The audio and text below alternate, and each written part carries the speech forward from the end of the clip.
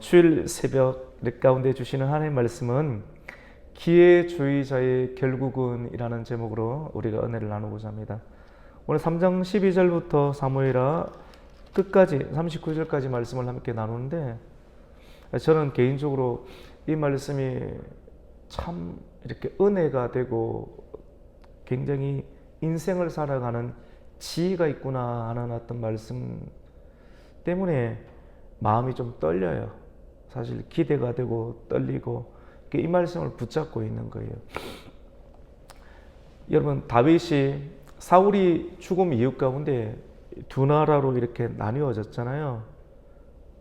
하나님께 기름 부음 받았는데 다윗은 유다 지역 오늘날로 하면 유다의 도, 그리고 나머지는 아브넬이라고 하는 군대 장관, 아주 이 기회주의자입니다. 자기 탐욕이 강한 사람이고, 아브넬 군대 장관을 통해서 사울의 그 자녀가 한 사람이 살아남았는데 이스보셋을 세워서 이 북쪽의 이스라엘 나라를 세우게 되었죠. 아브넬도 하나님의 뜻을 알고 있습니다. 아브넬도 하나님의 뜻을 알고 있고 많은 이스라엘이 다윗을 존중하고 존경하는 것도 알고 있습니다. 하지만 그냥 이대로 그냥 하나님의 뜻을 다 받아들인다라고 하면 자기가 사울 정부가 있을 때 누렸던 그 권력을 한꺼번에 버려야 되는데 과연 내가 그렇게 할 수 있을까? 그렇게 하지 않은 거예요. 그래서 이스보셋을 왕으로 세우고 다윗의 나라와 또 갈등하며 견제하는 세월들을 보내다가 한번 장난삼아 전쟁놀이까지 해보게 됩니다. 근데 하지만 이 전쟁을 통해서, 전쟁놀이처럼 보이는 이 전쟁을 통해서 이 이스보셋의 군대가 다윗의 군대보다 약하다는 걸 알게 되었죠. 그래서 3장 1절 말씀 가운데 다윗의 집과 사울의 집 사이의 전쟁이 아주 오랫동안 지속이 되는데 사울의 집은 점점 약하여져 가고 다윗의 집은 점점 강하여져 가더라 하는 것을 이 이스보셋과 아브넬은 직접 경험을 하게 되었죠. 이 아브넬은, 기회주의자였던 아브넬은 한번 우리가 겉으로는 생각할 때는 우리나라가 강한 것 같은데 다윗에게 안 된다는 걸 알았을 때 하나님이 여전히 다윗과 함께하고 계시구나 라고 하는 걸 알았을 때 우리의 생각은 회개하고 들어오면 되는데 회개라는 것은 그리 쉬운 과정은 아닌 것 같아요. 그래서 앞쪽에 있다라 꺼주시는 게 좀 좋을 것 같아서 감사합니다. 그래서 어떻게 하게 되느냐면 오늘 3장 12절 말씀을 이렇게 보면 아브넬이 다윗에게 전령을 보내어서 이 땅이 누구의 것입니까? 이 땅이 누구의 것입니까? 결국은 이 다윗에게 당신에게 하나님께서 이 나라를 주실 것 아니겠습니까? 하지만 지금 내가 북쪽에 있는 11개 지파의 그런 정권을 제가 잡고 있습니다. 나와 언약을 맺읍시다. 언약을 맺으면 다윗 왕은, 당신은 지금 전체 이스라엘 나라를 통일하고 싶은 마음이 있는 걸 저희가 알고 있습니다. 하지만 저희와 언약을 하게 되면 내가 나라 전체를 다윗에게 갖다 바치겠습니다라고 이 언약을 맺자라고 합니다. 그러니까 다윗은 이 제안을 굉장히 좋게 여깁니다. 여러분 한번 생각해 보세요. 이 안에는 모든 정치가 다 들어 있습니다. 다윗도 얼마나 빨리 부흥하고 싶겠습니까? 이 성경 안에 성도의 지혜가 있어요. 기름 부음은 받았는데, 하나님의 약속은 받았는데, 하나님의 나라가 굉장히 더디게 이루어지는데 어떻게 더디게 이루어지냐면 전쟁이 계속해서 오래, 하루도 바람이 잠잠할 날이 없다라고 하는 거예요. 너무 고단하고 너무 피곤해요. 단순하게 육신이 피곤한 정도가 아니라 정말 예수 믿는 것이, 정말 교회 생활하는 것이 참 고단하고 언제 하나님의 뜻이 이루어지는가, 말씀과 기도 붙잡으라 하는데 진짜 힘들고 돈이 있어야 되는 거 아닌가? 뭐 다양한 생각들, 포기하고 싶은 생각들이 다윗이 얼마나 많았겠습니까? 일일이 그걸 다 성경은 적고 있지는 않습니다. 근데 그러한 과정 가운데 다윗은 사울에게 쫓김을 받으면서 연단을 오래 받으면서 마음 가운데는 기준이 생겼습니다. 하나님만 의지해야 된다. 이러한 분명한 기준이 그에게 생겼는데, 그러한 상황들 속에서 아브넬이 그에게 함께 언약을, 계약을 맺자. 나를 받아들이면 나라 전체를 다윗에게 줄 테니 과연 이것을 믿어야 되는가? 하여튼 다윗은 지혜롭게 그 제안을 받아들입니다. 하지만 아브넬이 어떠한 사람인가를 알고 있죠. 아주 교활하잖아요, 여러분. 근데 교활한 사람이 힘을 또 많이 가지고 있어요. 이것은 오늘날 우리 성도들이 어떤 기업을 하든지 목회를 하든지 또 인생을 살아가게 되면서 반드시 경험하게 되는 어떤 상황인데, 그때 과연 우리는 어떻게 해야 되는가? 아주 분별력도 가져야 되고, 어느 편에 서야 되는가? 과연 손을 잡아야 되는가? 이런 다양한 어떤 상황들이 부딪히게 됩니다. 성경을 통해서 우리는 그런 지혜를 얻고 어떻게 선택을 해야 되는지. 근데 다윗은 이런 제안을 받고 사실 들어오는 것 아니겠습니까? 전체를 설득해서 이스라엘의 장로를 내가 설득할 것이다. 그리고 베냐민 지파도 내가 설득을 할 것이다. 베냐민 지파는 사울의 원래의 기초가 베냐민 지파지 않습니까? 그래서 이 사람들을 내가 다 설득해서 다윗 너에게 가지고 올 테니 우리 하나의 나라를 만들자. 그리고 내 위치를 어느 정도 인정해 달라. 그런 내용이 있지 않겠습니까? 이러한 제안을 받았을 때 다윗은 지혜가 있겠죠. 과연 이 사람을 살려두고 이 사람과 연합하면 정말 하나의 통일한 국을 이룰 수 있을 것인가? 사람들에게 이것을 이야기를 했을 때 그렇게 하면 안 됩니다 라고 하는 사람도 있을 것이고, 이것을 좋게 여기면서 하는 사람이 있을 것입니다. 그때 그 당시 다윗에게는 많은 중요한 사람들이 있었는데 요압은 그 자리에 있지 않았습니다. 요압은 유다의 나라의 군대 장관이었고 끊임없이 전쟁이 많았기 때문에 주변에 블레셋과의 전쟁, 주변에 다양한 암몬, 모압, 다양한 나라들, 아말렉, 다양한 상황들이 많지 않습니까? 그래서 이 적들과 원수와 싸우러 나가고 있는 그런 시점 가운데 아브넬이 그러한 제안을 하였고, 다윗은 이 제안을 좋게 여기면서 받아들였습니다. 그때 다윗은 과연 이 아브넬의 제안이 정말인가, 그리고 진정성이 있는가를 살피기 위해서 뭔가를 하나를 시험을 해야 되지 않습니까? 그러한 상황 가운데 하나가 어떤 것이냐면, 다윗의 첫 번째 아내가 있습니다. 누굽니까, 여러분? 미갈이잖아요. 미갈 기억나나요? 이 사울이 있을 때 다윗과 골리앗이 전쟁이 있을 때 골리앗이 이스라엘 나라에 욕을 퍼붓고 저주를 퍼부어도 사울도 나가지 못하고 이스라엘에 이 골리앗과 대적할 사람이 아무도 없었습니다. 그래서 사울이 하나를 현상감을 그런 겁니다. 만약 저 골리앗 장수를 물리치는 사람이 우리나라에 있다고 하면 큰 공신으로 만들어줄 것이고 내 딸 미갈을 주겠다, 이렇게 한 거거든요. 뭐 그런 형태로 해서 이 다윗이 미갈을 얻게 되고, 그런데도 골리앗을 죽인데도 미갈을 안 줬어요. 그래서 나중에는 블레셋 사람의 포피 100개를 가지고 오면 내 딸 미갈을 주겠다, 그렇게 했는데 사실 그것은 믿기 함정이었습니다. 혼자서 어떻게 블레셋 100명이 사는 거 싸워 이길 수 있겠습니까? 근데 결국은 다윗이 그렇게 이겼거든요. 그래서 다윗이 블레셋 사람과 싸워서 포피 10개, 포피라고 하는 것은 그 남자의 그런 생식기 끝을 자른 한레한 이 조각을 말하는 것입니다. 그것을 이렇게 가지고 와서 결국 사람을 100명과 싸워서 가지고 온 것으로 미갈을 아내로 정식적으로 얻게 되었는데, 사울이 결국은 다윗에게서 미갈을 빼앗고 다른 사람에게 시집을 보냈습니다.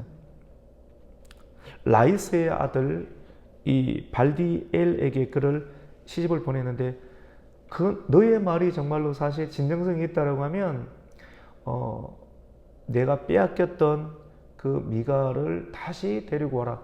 회복하고 싶은 마음이 있었겠죠. 여러 가지 개인적인 마음이기도 하고 또 어떤 사람들은 그것이 정치적인 상황이다라고 생각할 수도 있겠죠. 어떠한 형태이든지 다윗은 미갈을 데리고 오라. 그렇게 하면 내가 믿어주겠다라고 했습니다. 그러니까 이 아브넬이 결국은 이 미갈을 데리고 오고 이스라엘의 장로들과 그리고 베냐민 사람들에게 충성 맹세까지 이렇게 해서 데리고 오게 됩니다. 그러니까 직접 오게 되었을 때 이 아브넬과 한 20명의 그런 측근 부하들이 헤브론에 있는 다윗을 만나러 옵니다. 장로들도 설득을 했고 이스라엘 전체의 여론을 싣고 그리고 미갈도 데리고 오게 되니까 그 진정성을 확인한 것 아니겠습니까? 그때 다윗이 아브넬과 함께 온 20명의 부하들에게 큰 이 잔치와 연회를 베풀게 되었습니다.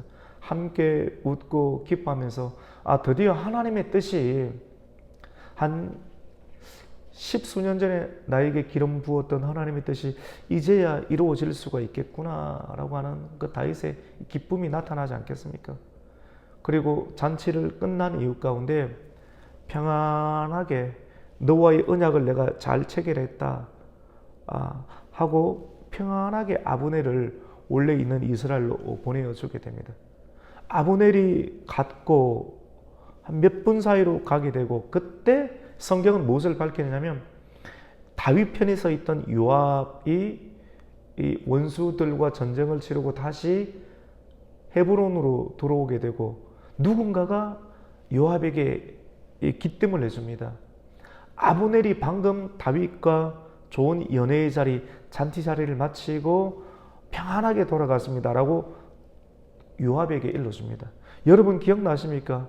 우리 금요 기도회 때 함께 나눴던 말씀이 그 요압의 동생이었던 아사헬이 있습니다. 요압은 다윗의 누이가 있는데 수루야라고 하는 다윗의 친누이가 있습니다. 누이의 자녀가 3명이 있었는데 누구냐면 요압과 아비새와 아사헬입니다. 그러니까 다윗과 요압의 관계는 어떤 관계입니까, 여러분? 조카 관계예요. 근데 아주 싸움을 잘했습니다.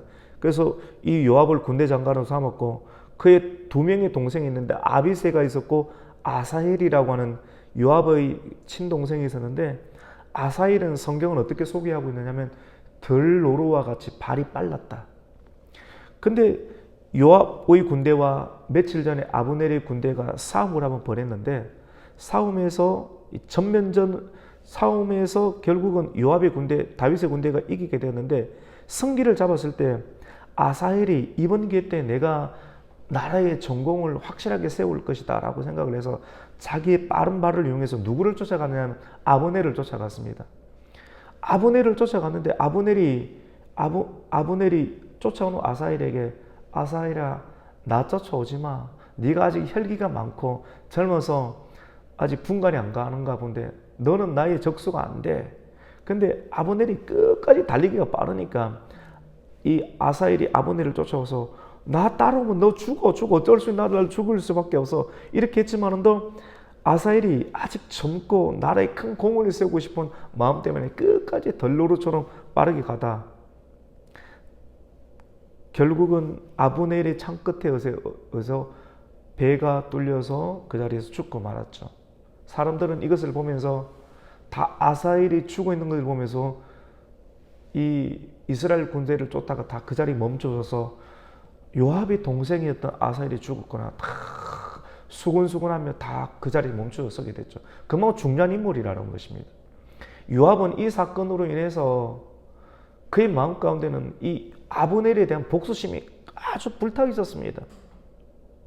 그런데 이 아브넬에 대한 마음이 요압은 결코 좋지가 않죠. 개인적인 복수를 하고 싶은 거예요. 근데 여러분 공직 자리에 있는 사람, 지도자의 반열에 있는 사람은 이 개인적인 복수에 대한 마음들을 그대로 자기 지위나 기회를 그대로 이용을 해서 사용을 해버리면 결국은 무너지는 인생을 경험하게 됩니다. 성경은 그걸 우리에게 보여주는 거예요. 그걸 보면서 자기 감정을 추스릴 필요가 있습니다. 아브넬도 아주 기회주의 사람이고요. 야망이 있고요. 요압도 아주 기회주의자고 야망 있는 사람입니다. 다윗 주변에는, 지도자 주변에는 이런 기회주의자와 야망 있는 사람들이 힘이 있기 때문에 이런 사람들과 연합을 해서는 안 되지만 또 연합을 할 수밖에 없는 구조들이, 이 정치적인 복잡한 문제가 여러분 이 땅을 살아가는 지도자들에게 있습니다. 참 복잡합니다. 쉽지 않죠. 하나님께 기도 많이 해야 돼요. 진짜 기도 많이 해야 됩니다. 기도 안 하고 정치를 펴거나 이 목회를 하거나 사업을 하는 것은 굉장히 위험한 일이라고 볼 수 있습니다. 이러한 일들을 어떻게 풀어나가는가? 요압은 다윗에게 달라드는 거죠. 왕 제정신입니까? 아브넬을 평안히 보내었다고요? 우리나라의 원수인 아브넬을 보내었다고요? 표면적으로는 어떻게 다윗에게 이야기를 하냐면 이거는 분명한 올무입니다. 절대로 그 사람과 손을 잡으면 안 됩니다. 라고 이야기를 하게 됩니다. 근데 사실은 그렇게 하는 이유는 표면적으로는 객관적인 이유를 대지만도 성경은 어떻게 이야기를 하고 있느냐면 오늘 30절 말씀 가운데 보면 요압과 그의 동생 아비새가 결국 나중에는 아브넬을 죽이게 되는데 그것은 기브온 전쟁 때 그의 동생 아사헬을 죽인 까닭이었더라. 자기 복수심 때문에 이 아브넬을 죽였다라고 이야기를 하는 것이죠. 요압은 그렇게 다윗에게 이야기를 하고 나서 나와서 전령들을 보내서 아브넬을 쫓아가게 됩니다. 그리고 각 지역의 군대 장관이니까 우리 함께 잘해보자 웃으면서 만나서 왕이 당신을 잠깐 들어오라고 하는데 우리도 이제 하나로 연합을 하게 된다면 함께 잘 해보야 되는 다시 우리 헤브론으로 돌아와서 좋은 회의를 하자라고 회유책을 써서 아브넬을 다시 헤브론으로 데리고 왔는데 헤브론은 성읍으로 들어오는 순간 마음의 경계심을 풀어놓고 이 요압이 아사헬이 죽었던 것과 같이 아브넬을 배를 찔러서 그 자리에서 죽게 만드는 것입니다. 여러분, 이 개인적인 복수심 때문에 다윗의 입장에서는 나라가 이제 하나가 될 수 있는 유일한 기회인데, 아주 좋은 기회인데, 이 좋은 기회인데 이 기회가 완전히 어떻게 됩니까? 물거품이 되는 거예요. 다윗은 정말로 골머리가 아프게 되는 것입니다. 그래서 오늘 말씀 가운데 보면 이렇게 이야기를 합니다. 다윗이 이야기를 듣고 넬의 아들 아브넬의 피에 대하여 나와 내 나라는 여호와 앞에서 죄가 없다. 계속 지금 이 북쪽에 있는 11지파와 적대적인 관계를 맺을 수밖에 없는 그런 정치적인 상황이 만들어진 것 아닙니까? 그러면서 다윗이 화가 나서 요압에게 이야기를 하는 겁니다. 32절에 보면 이렇게 이야기합니다. 그 죄가 요압의 머리와 그의 아버지의 온 집으로 돌아갈지어다. 또 요압의 집에서 백탁병자나 나병 환자나 지팡이를 의지하는 자나 칼에 죽는 자나 양식에 떨어진 자가 끊어지지 아니할지라. 얼마나 좋은 기회인데 이 너의 개인적인 가정의 감정 때문에 나라 전체가 하나가 될 수 있는 이런 좋은 기회를 네가 무너뜨리는 거야. 이것은 나와는 무관한 거고 너에게 이러한 일들이 일어날 것이다 라고 다윗이 막 저주를 해버리게 되는 것입니다. 그리고 다윗도 처신을 해야 되지 않습니까? 아브넬이 헤브론으로 남쪽 헤브론으로 넘어올 때 북쪽에 있는 이스라엘에 있는 장로들과 지파들이 다 마음을 이렇게 걸머쥐고 들어왔거든요. 그리고 그 내용도 이제 알고 있는 것입니다. 북쪽의 마음은 다 이제 하나가 되기로 마음을 먹었는 것인데 이런 상황인데 요압이 아브넬을 죽여버리게 되니까 누군가가 보면 북쪽에서는 보면 어떻게 되느냐면 이건 다윗이 시킨 거라고 할 수밖에 없지 않습니까? 지도자는 머리도 좋아야 되고요. 순수해야 되고 비둘기같이 순결해야 되고 뱀같이 지혜로워야지만이 지도자의 그를 감당할 수 있습니다. 살아남을 수도 있고 전체를 계속 이렇게 12개의 땅덩어리들 사람들이 다양한 마음들을 걸머쥘 수가 있어요. 진짜 기도 많이 해야 되고 지혜로워야 돼요. 다윗은 어떻게 하는가? 다윗은 이 아브넬의 죽음에 관해서 어떻게 해야 되는가 하면 사람들에게 요압과 자기와 함께 있는 모든 백성들이 요압에게도 이 일을 시킵니다. 다 상복을 입어라. 상복을 입고 굵은 베옷을 띠고 아브넬의 장사를 취해주는데 장사 치른 아브넬 앞에서 애도하고 다윗 왕조차도 상복을 입고 함께 그 일들을 하는 거예요. 그리고 너희 모든 공무사 회원들, 국무위원 장관들 다 그렇게 하라. 왜냐하면 이게 언론과 매스컴에 다 나가게 되는 것이기 때문에. 그래서 아브넬을 헤브론에서 장사를 국장으로 치러줍니다. 그리고 아브넬의 무덤 앞에서 왕이 소리를 높여서 울 때 백성들도 다 따라서 우는 거예요. 그래서 특별히 애가를 지었다라고 합니다. 그래서 33절에 보면 아브넬을 위해서 다윗이 애가를 지었는데 이렇게 이야기합니다. 아브넬의 죽음이 어찌하여 이런 미련한 자의 죽음 같은고 너의 손이 결박되지 아니하였고 너의 발이 차고에 채이지도 아니하였는데 불의한 자식 앞에 엎드러짐 같이 네가 엎드러졌도다 라고 하면서 너무나도 안타까워하는 마음으로 진심으로 울면서 그의 상황을 표현합니다. 왜냐하면 이렇게 표현하는 것은 누가 보더라도 다윗이 시켜서 아브넬을 죽였다라고 할 수 있는데 다윗이 그렇게 상복을 입고 아브넬의 죽음을 애도하고 그리고 애가를 지어서 보여줄 때 이러한 모습이 소문이 드러나게 되고 저 모습은 다윗이 죽인 것이 아니네 하는 것이 진정성이 드러나게 되면 원래 추진했던 남과 북의 연합이 어떻게 됩니까? 하나가 될 수가 있겠죠. 그리고 이 장례가 끝이 났을 때 백성들이 저녁쯤에 다윗에게 음식을 먹으라고 합니다. 음식을 먹으라고 왕이시여 음식은 먹어야 되지 않겠습니까? 라고 음식을 권했는데 다윗은 어떻게 하느냐면 맹세하여서 내가 해가 지기 전에는 떡을 먹지 않을 것이다. 다른 것을 혹시 내가 맛본다면 내가 하나님께 벌을 받음이 마땅하다라고 이렇게 아브넬의 죽음을 끝까지 애도하면서 진짜 내 진심은 통일왕국이 되는 것을 꿈꿨다. 이 일들이 이루어지길 원한다라고 하는 그런 마음들을 장례식의 자리 참여와 그리고 끝까지 음식을 금식하고 하는 것까지 보여주게 되었죠. 근데 백성들은 이것을 보면서 남쪽에 있는 백성들이나 북쪽에 있는 백성들이 이것을 보면서 정말로 기뻐했다라고 이렇게 합니다. 그래서 오늘 36절과 37절을 보면 그 내용이 나오는데 우리 36절과 37절 말씀을 우리가 함께 한번 읽어봤으면 좋겠습니다. 시작. 온 백성이 보고 기뻐하며 왕이 무슨 일을 하든지 무리가 다 기뻐함으로 37절입니다. 이제 이날에야 온 백성과 온 이스라엘이 넬의 아들 아브넬을 죽인 것이 왕이 한 것이 아닌 줄을 아니라. 맞죠? 굉장히 진심도 있어야 되고 지혜도 있어야 됩니다. 자기가 안 했다 할지라도 사고가 터지고 문제가 발생할 수 있는데 그 일에 대해서 나는 안 했다라고 가만히 방 안에 앉아있으면 안 된다라고 하는 거예요. 함께 참여하고 그리고 그것을 진정성과 마음대로 함께 보여줄 때 그 무너질 수 있는 덫에서 다윗도 빠져나올 수 있고 그 기회도 잡아낼 수가 있겠죠.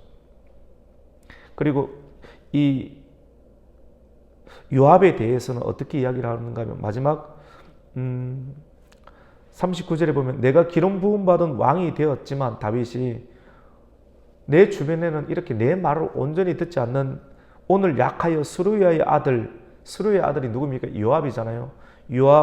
요압이 이러한 사람들을 내가 제어하기가 너무 어려우니 여호와는 악행한 자에게 그 악행한 대로 갚으실지로다 하니라 이런 말을 하는 겁니다. 이 대통령주의에 왕주의에 여러분 우리는 대통령과 왕 자체를 비난할 수 있지만 주변에는 측근들이 있지 않습니까? 측근들이 진짜 많이 도와준 사람이거든요. 근데 그 사람들을 또 배제할 수는 없어요. 근데 그 사람들이 자기의 개인적인 복수심과 야망을 가지고 문제를 터뜨리게 될 때 지도자가 진짜 하나님 앞에서 기도한다는 것은 하나님과의 개인적인 관계는 기도하는 모습이지만 또 정치적으로 그런 역량들을 드러내야 되는데 참 길이 한길입니다. 쉽지 않습니다. 과연 길이 있을까? 잘해도 욕먹고 못하면 그냥 죽는 것인데 그것이 책임 있고 지도자의 그런 자리라고 볼 수가 있죠. 다윗은 이런 다양한 상황들, 전쟁이 많고 남쪽과 북쪽, 자기 기반은 유다 하나밖에 없고 나머지는 11개의 기반인데 어떻게 이 전체 기반을 하나로 끌어안아야 되는가? 쉽지 않잖아요. 힘의 원리가 지배하는 세계 가운데. 근데 다윗은 그런 상황들을 하나님의 은혜와 지혜 가운데 하나씩 하나씩 이렇게 풀어나가는 것을 보게 됩니다. 그리고 하나님은 한번 보세요. 하나님은 뭐하고 계시는가? 하나님의 나라가 이 아브넬이 죽지 아니하고 이런 기회주의자가 그대로 들어왔을 때 다윗의 입장에서는 그것을 받아들일 수밖에 없는 구조잖아요. 근데 하나님은 요압을 통해서 요압과의 관계를 통해서 기회주의자가 어떻게 됩니까? 하나가 사라지고 하나는 또 건신하게 되는 그런 계기를 통해서 왕이 또 힘을 얻어야 되는데 요압이 너무 또 기고만장해도 답이 안 나오지 않습니까? 이렇게 지도자가 기도하고 하나님께 엎드릴 때 지혜롭게 일들을 하면서 하나님께서 하나님의 나라를 모든 것을 처음부터 다 안 주십니다. 이런 복잡한 미묘한 갈등 관계가 있지만도 결국은 하나님께서 이루어 가시는 모습들을 성경을 통해서 우리에게 보여주게 됩니다. 하나님의 나라, 가정이든지 교회든지 이 국가이든지 우리의 뜻대로 쉽게 풀리진 않습니다. 전쟁이 오래니라고 하는 그 말 안에 많은 것이 포함이 되어 있습니다. 그때 포기하지 마시고 끝까지 포기하지 마시고 하나님께 계속 엎드리는, 말씀을 붙잡고 하나님 편에 있으면서 엎드리는 과정들을 하면서 하나씩 될 것 같은데 또 한번 축 무너지고 될 것 같은데 그런 위기가 있을 때 그때도 끌어안고 또 믿음으로 나아가는 그런 과정들을 다윗을 통해서 우리가 보면서 오늘날을 살아갈 수 있는 지혜를 찾게 됩니다. 여러분, 기회주의자는 결국은 패망하게 됩니다. 이 아브넬은 죽죠, 맞죠? 죽음을 맞이하게 되고, 그리고 요압도 건진과 징계를 받게 되고, 나중에 이런 사람들의 결국은 죽음이 마지막이 아름답지는 않습니다. 그래서 오늘 말씀을 통해서 우리는 첫 번째 기회주의자가 되어서는 안 되겠다. 진짜 하나님 편에 써야 되겠다. 그리고 지도자의 반열에 있다라고 하면 기회주의자 같은 사람들이 항상 많이 있는데 어떻게 그런 상황을 대하고 또 처리해야 되는지를 오늘 말씀을 통해서 보게 되었습니다. 오늘 주일인데 오늘 주일 새벽 가운데 주시는 이 말씀으로 우리가 다시 한번 더 지혜를 얻고 말씀과 기도를 붙잡으면서 하나님의 뜻을 계속해서 서서히 이루어낼 수 있는 하나님의 권속들, 하나님의 성도들이 되시기를 주님의 이름으로 축복합니다. 아멘. 하나님 아버지 감사를 드립니다. 오늘 주일 새벽도 우리를 깨워주시고 오늘 대망의 날, 예수님께서 부활하신 날, 그리고 주일입니다. 우리의 머리를 복잡하게 하는 다양한 해결되지 않은 전쟁과 같은 문제가 여전히 우리의 삶 가운데 산적해 있지만도 그럼에도 불구하고 오늘 또 하나님께서 이 세계를 다스린다, 이 나라를 다스린다, 우리의 가정을 다스린다, 우리의 앞길을 다스린다는 믿음을 가지고 다시 말씀과 기도 일어서는 하루가 되게 해주시고 예배 가운데 믿음으로 참여해서 주신 말씀을 내게 주시는 말씀으로 붙잡고 하루하루를 승리하면서 나아갈 수 있는 복된 주일이 되게 하여 주시옵소서. 예수님의 이름으로 기도드립니다. 아멘.